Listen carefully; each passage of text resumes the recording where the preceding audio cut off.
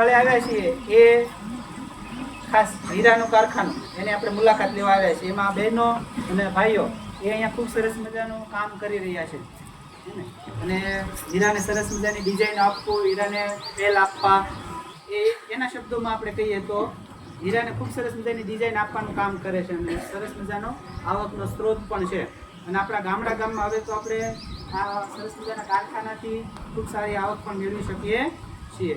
તો આપણે દરેકને તાળીઓથી વધાવી લઈએ. કેમ કે ભારત દેશમાં આપણે દરેક કોઈને કોઈ રીતે કાંઈ ને કાંઈ રીતે આપણે કોઈને કોઈ રીતે ધંધો કરતા હોઈએ છીએ અને આપણી કારીગરાઈ દેખાડતા હોઈએ છીએ, આપણા કુશળતા દેખાડતા હોઈએ છીએ. જો કુશળતા હોવી જોઈએ દરેકમાં, હે ને, કાંઈક ને કાંઈક આપણામાં ખૂબી હોય, એ ખૂબી અહીંયા જે તમારી સામે ઉભેલા છે એ તો ખૂબી દેખાડે જ છે, હે ને. પોતપોતાની રીતે સરસ મજાની ડિઝાઇનો પાડવી બનાવવી એ તો મગજનું કામ છે, હે ને.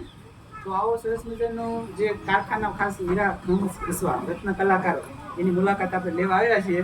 હવે હું વિનંતી કરીશ કે તમારામાંથી કોઈ એકાદ જણ બોલે એવું હોય. ખાલી માહિતી એટલે કેવી આપવાની છે? આમાં છે ને હીરો બેહાડવાનો આવે છે, આમ જીબી ઓછી કરીને આમ હીરો બેહાડવાનો આવે છે, પછી આને ટેબલમાં મારવામાં આવે છે, આમ કરીને ફેરવી નાખે, પછી આ હીરો બેહાડીને આમ જોવામાં આવે છે.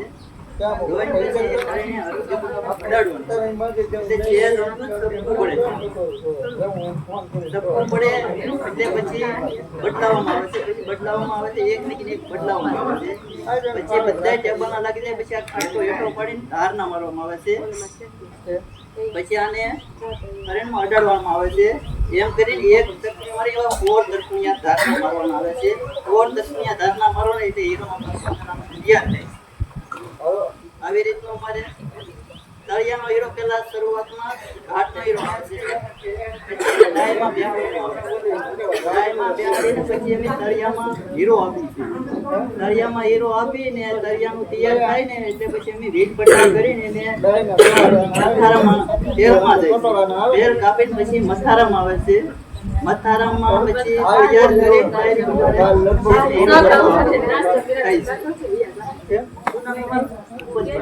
આપણે ભૂપતભાઈને જોરદાર તાળીઓથી વધાવી દઈએ કે ભાઈ કેવી રીતે આ સાધન છે, સાધનનું નામ તમને આપ્યું છે, સાધનનું નામ શું કીધું? કટોરું. એ સિવાયના જે સાધન હોય જરાક ખાલી માહિતી આપો. આમાં કયો કાચ હોય? હે, કયો કાચ હોય? બિલોરી કાચ. કયો? અને આનું કામ શું છે? હીરો જોવાનું. હીરાની અંદર ડિઝાઇન પડી છે કે કેમ એ જોવાનું. બીજા પૈસા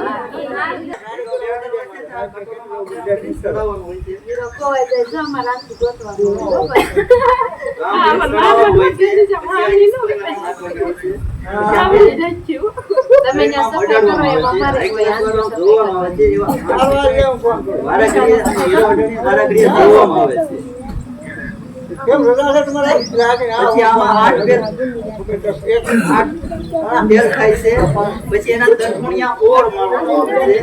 ઓર દર્પણિયા મારી દે પછી આ મારી ડાય કાઢીને પાછો હીરો કાઢી લેવાનો. આપણે હીરો કાઢી પછી આ શેઠને દેવાનો. શેઠ પછી આમાંથી હીરો કાઢી પછી પાછા ભીટ પટ્ટો કરીને એ પાછા તેલમાં આપે છે.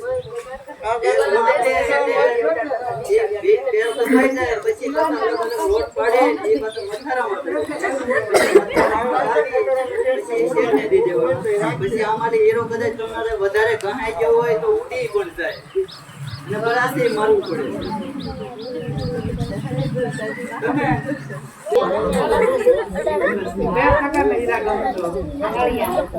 એમાં કેવી રીતે હોય?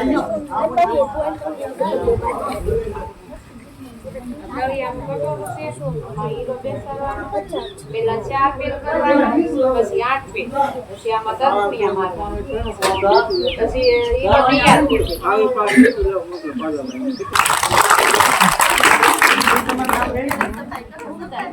ગઈકાલથી જ અહીંયા જેટલા એટલે કે શેઠથી માંડીને દરેક પહેલા એ જ કહેતા હતા કે કેટલા છોકરાઓ આવવાના છે, કેટલા છોકરાઓ આવવાના છે, તો અમારે નાસ્તો કરાવવો છે, હે ને. તો આપણે જે કઈ નાસ્તો લેવાય છે આપણે નાસ્તો કરશું. કરવો ને નાસ્તો? ધંધાર્થીઓને શા માટે બોલાવો છો? રૂબરૂ કેમ જાઓ છો? તો અમારા બાળકોને જે ધંધાર્થીઓ હોય છે એના વિશે અભિમુખ કરવાના છે. આપણે કયા કયા આપણા ધંધાઓ છે, એ ધંધાઓમાં કયા કયા સાધનોનો ઉપયોગ થતો હોય, તો એ માટે તેને ફક્ત અભિમુખ કરવાના છે. એ ધંધો અમારે કરાવડાવવાનો નથી. અને તો એવું જ છે. ખબર પડે ને કે આ એના વિશે માહિતી એ મળે. અને માહિતી મળે તો કેવા કેવા પ્રકારના કેટલા કેટલા ધંધા હોય છે. હવે તો કેટલા બધા પ્રકારના ધંધાઓ છે. એને ખબર હોય પણ હીરો કેમ બને એ કઈ ખબર એની માહિતી જો આપણને અત્યારે સંશોધન કાર્ય આપી, તો એ માહિતીથી એ માહિતગાર થાય. અને ત્યારથી જે માહિતગાર થાય એને આગળ વધીને એ પછી એને જે ચોઈસ હોય એ રીતે એને ગમતું હોય એ રીતે જે કાંઈ લક્ષ્ય હોય એ પ્રાપ્ત કરે. કે અમારે પછી મોટા થઈને લગભગ બધા જ કાંઈ નોકરી મેળવી શકે એવી હાલત તો ન જ હોય. જો બધા નોકરી લે તો ખેતી કોણ કરે, અનાજ કોણ પકવે? હે ને? ખેડૂતની જ એટલી જ જરૂરિયાત છે જેટલી જરૂરિયાત નોકરિયાતને છે. તો નોકરિયાત કાંઈ નોકરી કરીને હું જ છું, નોકરી કરું છું તો હું 11 થી 5 સ્કૂલે આવું, પછી મારે કાંઈ હળાકવા જવાય નહીં, અથવા તો કાંઈ હીરા ઘસવા જવાય નહીં, કાં તો મારે તેલનો ડબ્બો ઘરે ખૂટી ગયો તો મારે ઘાણી નખાય નહીં કે ભલે હું હાલો તેલનો ડબ્બો મારે ખૂટી ગયો છે તો મારે તેલનો ડબ્બો મારે ત્યાંથી ખરીદી લેવાનો હોય.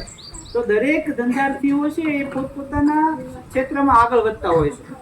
અને દરેક ધંધાર્થીઓની ખૂબ ખૂબ જરૂરિયાત છે.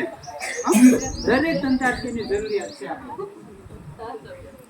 નવા નવા ધંધાઓ હવે તો આપણે બધા જાણીએ છીએ કે નવા નવા બહેનો છે એ ખાલી એક હાથની મહેંદી મૂકી આવે તો પણ એ લાખો રૂપિયા કમાતા હોય. અત્યારે એવો માહોલ છે કે નોકરી કરતા પણ વધારે વિશેષ કમાતા હોય. ભાઈઓ પણ એમાં જોઈન હોય છે. તો આ બધા ધંધાર્થીઓ વિશે બાળકોને માહિત કરવાના હોય, માહિતગાર કરવાના હોય. તમને અનુભવ લાગ્યો હોય તમારામાંથી એક જણે આવીને કહેવાનું છે. કોણ કહે છે?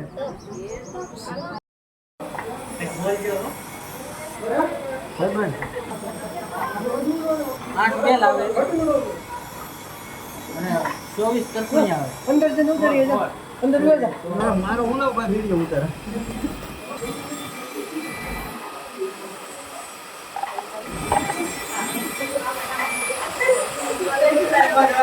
ભાઈ હા જાદન બોલ છે તળિયાના હીરા કહેવાય. આવી રીતે આ રાસ કવર કહેવાય. આ ડાઈ અંદર આવે, આ રાસ કવર આવે, આમાં હીરો બેહારેલો હોય. ત્યાં બનાવવાનું હોય.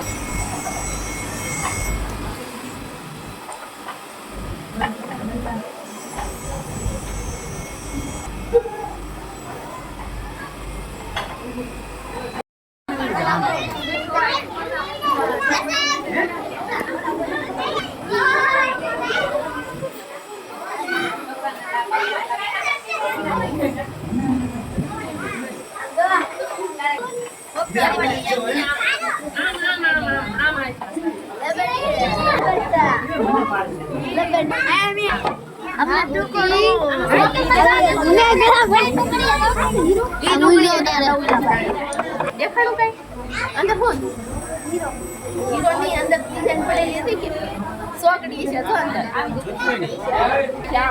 આવી રીતે સોકડી હોય બનાવેલા હીરો હાઈ ક્લાસ નથી. આ દીદી પાસે ઘડી પર દેખાય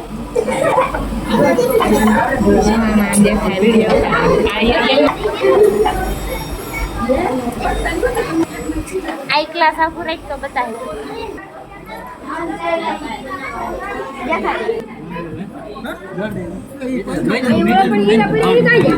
એ ભલી છે.